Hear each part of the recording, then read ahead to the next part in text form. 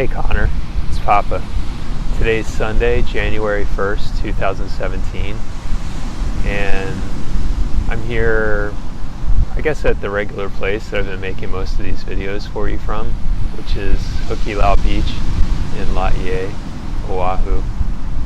It's about 4:30 in the afternoon right now, and I walked down here partly to catch some of the afternoon and evening light and watch the ocean, meditate, stretch out, breathe for a little while.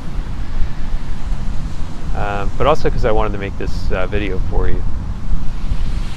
Last night, as you know, was New Year's Eve, and the fireworks here in Laie were really something extraordinary. And I went out starting at about 9:30, 10 o'clock last night, partly to see it, but also to film them for you so you could see them too. And what I did was I edited some of my clips together into a little video, and so I'm making this as an introduction so that you could see them too. So if you'd like to see some of the fireworks that I saw, keep watching, and I'll add them in. Here we go.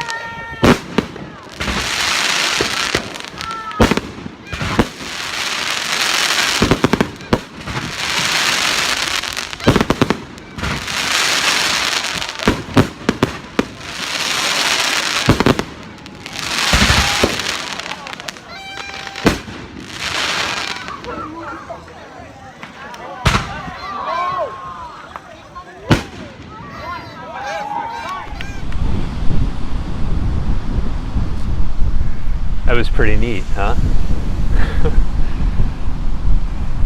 I think one thing that's so interesting about those fireworks is that, on the mainland, where we're from, fireworks displays like on the 4th of July and New Year's, they're usually funded and produced by municipal governments. And the thing that I think is so extraordinary about the fireworks display in Laie last night is that was all people like shooting them off from their backyards and their driveways.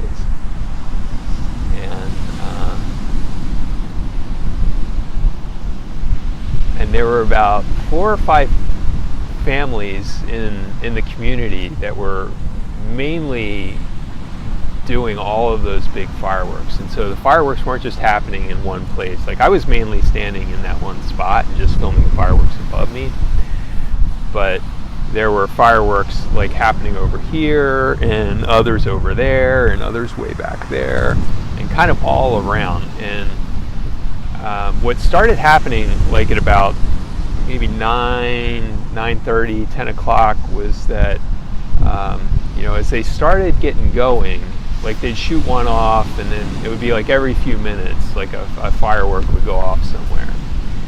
And then this sort of like this arms race started happening where like someone would shoot one off over there, and then over there you'd see like a little bit bigger one go off, like as if they were saying, oh yeah, we've got one better over here. And then someone else would shoot one off back there, and everyone kind of around, like people would kind of congregate in these different places. Like there'd be these like block parties happening with like music and lights, and just kind of people like all kind of out like making these, just kind of like having these like big spreads out in their like garages and driveways and stuff, and picnic tables and like lots of food. But there'd be kind of like all these like little kind of block parties happening all over the community. And so like when a firework would go off, everyone would be like, whoa, look at that one. And then they'd be like, oh, over there. And then, and then they kind of get going. And I got the sense that it was almost like this like kind of competition happening between these different families and households, as if there was like some kind of like competition for status that was going on, like they were saying like, oh, you think that's a big one? Like we've got one that's bigger, and then someone else saying like, oh yeah, well check out ours, And so as it got closer and closer to midnight, the fireworks got bigger and happened with like more frequency and more intensity until at midnight it was just kind of like a go for broke, no holding back kind of run to see who could make like the biggest display. And it was really kind of crazy. I mean, like you're kind of standing there and you're watching some fireworks happen like right up here in front of you, but then you hear stuff happening behind you and you're like, whoa, there's this whole other thing happening back there, and I've been watching this one and I haven't even seen what's going on like all around me. Which was just kind of funny and ridiculous at the same time. I mean, there was just this like real ridiculous element to the whole thing. And as I was standing there watching it, that element of ridiculousness kind of became even like more sort of prescient, because I got thinking about some political things that are happening in this little community here. And one of the things is this interest that some of the kind of more powerful elements in the community have in developing this area, which is currently farmland, and it's called Laie. And right now it's just kind of like it's kind of open space, and it's like farmland and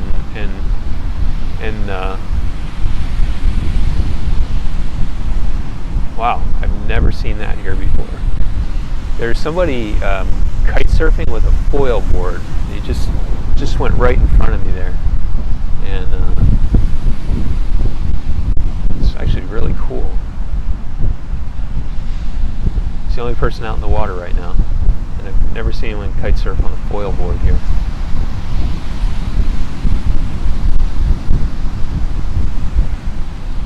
That looks really hard. Anyway, Laie Kahana. So this area called Laie Kahana, it's currently open space, and it's farmland and like ranch land. And if you've watched the videos that I have of like the tiny horses and the dogs, that's all back in this area called Laie Kahana, which is it's it's empty. It's like dirt roads. It's not really pretty. It's not really accessible, but there's a certain kind of beauty and I think value to its undevelopedness. So I got thinking about this issue of Laie Kahana and the fact that there are these real estate developers and like these like kind of outside investment firms and this like university and church corporation here, and like all these kind of different power entities in the community that want to take this piece of open space, and they want to develop it and turn it into, I think, like, I don't know, some number of homes. But essentially what it will do is it'll double the population of the community and transform the community from a small town, which it currently is, to, I guess, sort of like a small city. And there are a number of things standing in the way to that happening. One thing is local opposition. There are many people here in the community that are sort of just like they're playing this sort of identity politics, and they're just siding with their church or with their employers or whoever it is, and they're all for it. But then there are other people that recognize that part of what makes this place here unique and valuable and worth living in is its undeveloped state, and the open space around us, and the fact that it's just not crowded. It's not full of people quite yet. And so those people form a sort of opposition group here in the community.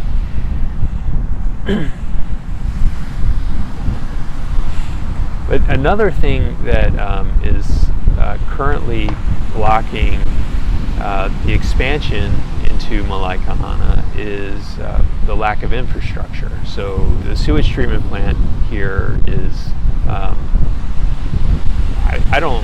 from what I understand, it's not even sufficient enough to handle the size of the community as is, and it's really old, and there are all kinds of problems with it. But that would have to be expanded. I don't know for sure, but I would wonder if part of the plan for this development would be to include an updated sewage treatment plant, which could be providing justification for creating this development rather than just updating the existing one and making that one sufficient enough to handle the community or serve the community here. But there are other things like in order for a town to be of a certain size, it has to have a fire department, and so one of the things that the city and county of Honolulu is trying to do is they're trying to build a big fire department, a big firehouse, which is really could probably be considered extravagant for a community of the size that Laie is right now, but it would be adequate, for a community the size of what, like, all these people that are trying to develop this area called Laie. It would be a sufficient fire department for a community of that size. So it's almost like there's kind of like all this politics happening around this fire department, and as if they just get this one into place, and it will kind of like be one step closer to the wheels turning, and the opposition kind of crumbling, and that big expansion of the community and that big development in Laie happening. So as I was watching the fireworks last night, I got thinking, and I was like, okay, like where I'm from, like stuff like this is totally illegal. Like you just, if I went out on, like, say, Caroline Street in Fredericksburg and just started lighting off these big rockets that come in these packs, and they're like $200 or more a piece, and like I was just lighting off, like, I don't know, 10 or 20 of them in an hour.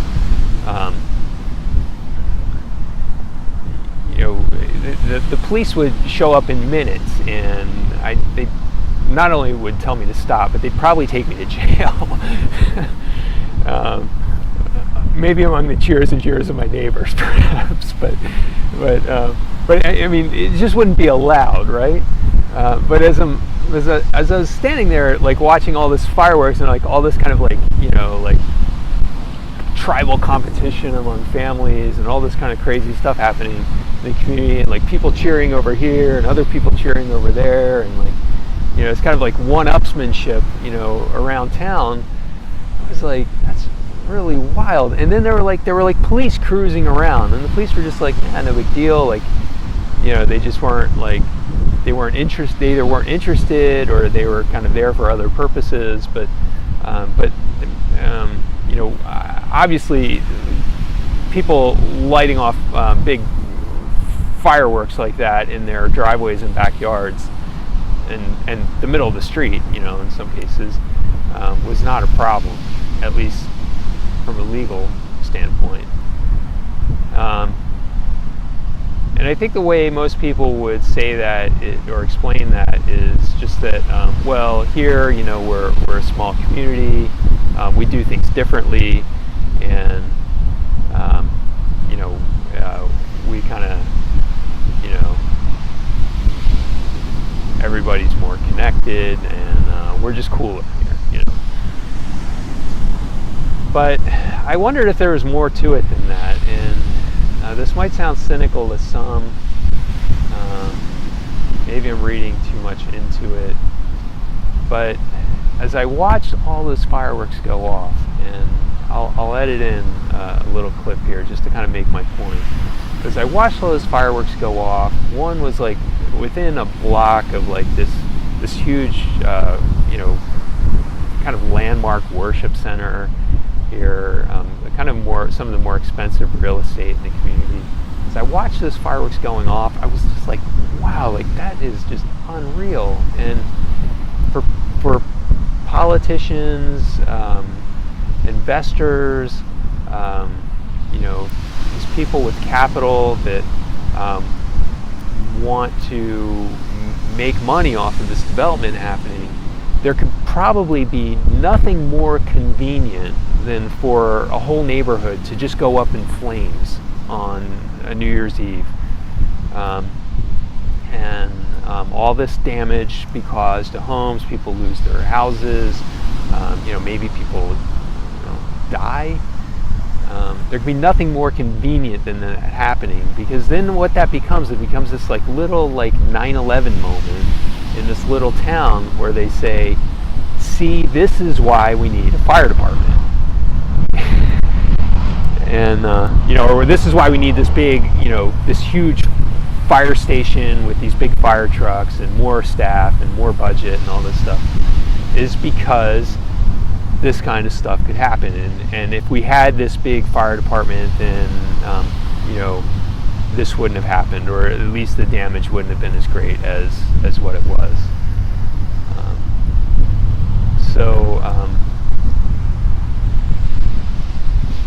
It was just really, really interesting, to see that. And I don't know, like I said, maybe I'm reading into it, maybe,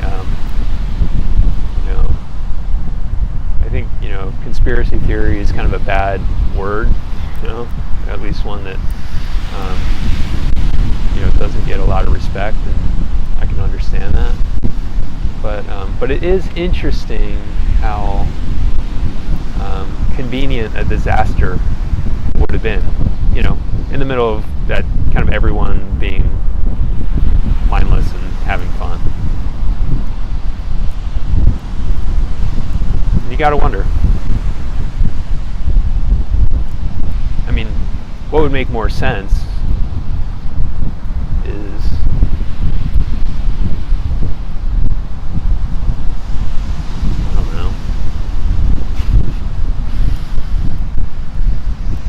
not shooting off crazy fireworks in your driveway all over town. I don't know. It's weird. Anyway, something to think about. It'll be interesting to see what happens after a few years with all this. Like, right now it's the first day of 2017, but in 2025 you'll be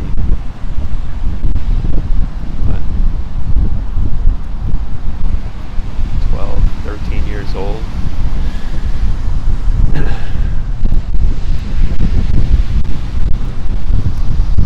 You gotta wonder what the world will look like. Things could definitely be very different here. Not at all what it is like today.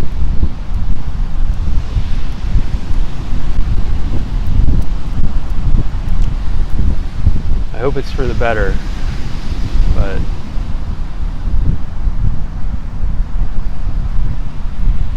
seems like it's always a struggle,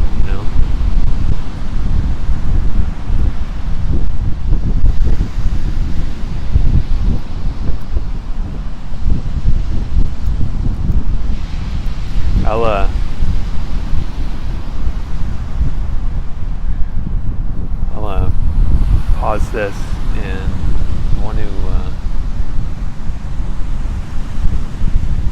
want to give you a view of the bay here, and maybe I can show you this guy on the foil board that's kite surfing across here right in front of me. Probably won't be able to see him very well in this video, but oh man, that is awesome. Here, check this out.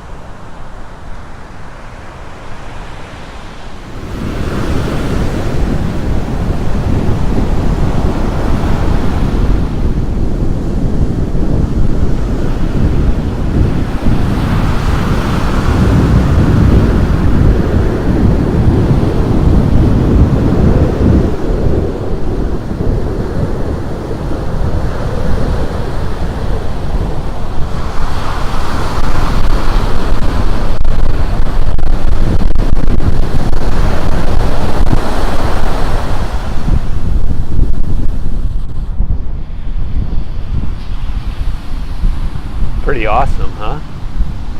This guy's flying. I'll tell you, that looks so hard, but it looks like so much fun. It's beautiful too.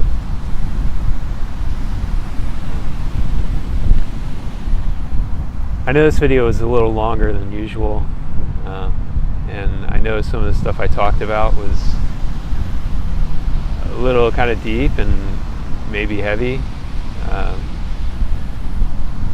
but I imagine that this is something that you might not only watch today, but maybe come back to and watch years from now.